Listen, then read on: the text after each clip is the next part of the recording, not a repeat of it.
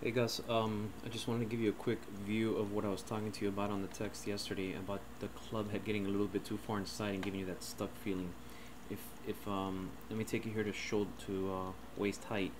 If you notice, I like everything here. I like the way the arms are working. I like the way the shoulders are working. The only thing I don't like is the club is a little bit too far under the plane at this point already. Um, I took a video of me really quickly of what I'm talking about. Notice that we have the same turn, except I'm working my hands on the plane, the club's still out here. Let's take it a little further back. The club's still working up and above over the plane. Notice how yours continues to work under the plane. What happens here is as we get to the top, you'll notice that your club, even though it's not a lot, but it's a little bit laid off here. And it's going to be harder for you to drop your hands back down the correct path. That's why you get that stuck feeling. If I take mine to the top, okay, we'll notice that my arm here is forming an exact plane as my swing plane. Notice here how you're a little bit flat. Okay, now what happens here, this is not terrible. The only thing is sometimes you're gonna get that stuck feeling and gonna have to throw the hands, and that's what we're trying to eliminate. Also, as we come down, you do a great job of slotting, but if you notice here, look at waist height. You're way under the plane. This is the stuck feeling. We're trying to get that club out in front of you. Okay, this is the Tiger Woods syndrome right here. I mean, this is what he's trying to avoid a fight. Get this out from here and here.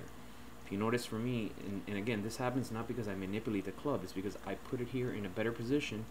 Watch how much easier it is for me to get it back right on the plane line, and watch how it stays on the plane line at impact. This is since consistent ball striking, solid ball striking, straight ball flight.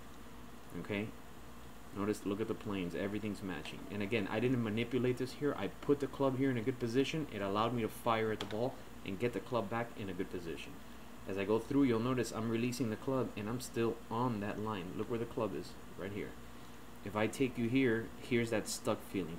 That's why that may also cause you a little bit of that lifting. Okay, now notice how the club here works from too far in, gets outside. Notice the ball where it's going. This is your intended target. Okay, now this isn't, again, this is we're trying to really make you a very good ball striker.